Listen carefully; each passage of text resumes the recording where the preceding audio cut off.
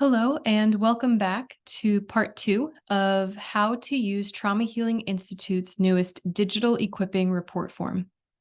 In part 1, we learned how to log into the Trauma Healing Institute website and access the reporting form, as well as how to report an initial equipping. In this video, we will learn how to report an advanced equipping. If you need a refresher on how to log into the website and where to find this report form, check out the initial equipping report video. To report an advanced equipping, it starts the same way. You click Create New Report. I have already started completing a draft of the advanced equipping report form.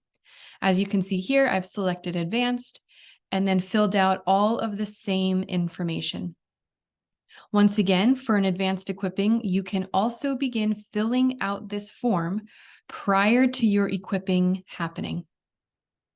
You are also able to attach participants to your equipping report form before your advanced equipping even starts.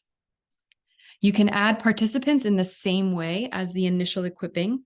You can either type them individually or copy and paste them one on top of the other.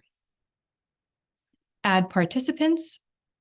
And once again, these email addresses will be run through Trauma Healing Institute database, and there are a few messages you can receive as a result. The first is that this person is eligible for your advanced equipping.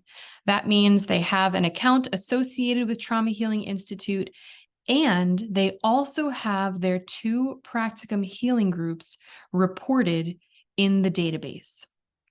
This is ideal. There are 3 other messages you can receive.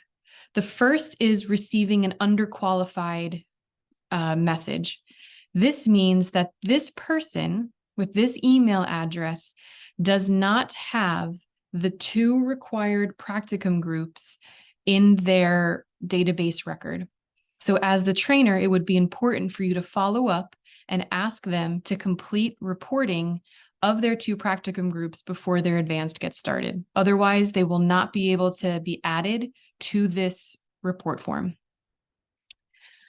The second message you can receive in this column is that they are overqualified, meaning that this person already has a classic adult advanced equipping attached to their profile with the certification of either healing group facilitator or training facilitator, and therefore they will not be attached to this session either. The third is similar to the initial equipping.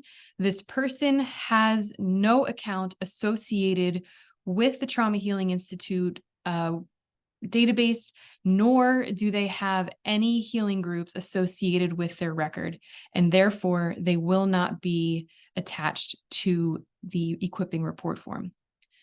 So once again, someone can be underqualified, as in they don't have enough healing groups. They are overqualified, which means they're already certified in this, or we do not have any record of them or any record of any healing groups. You press save.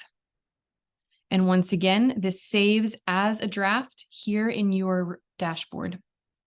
At any point before, during, or after the training, you can edit your session data, you can add more participants to the report, and then when it's time to report, you can click the flag Complete Report.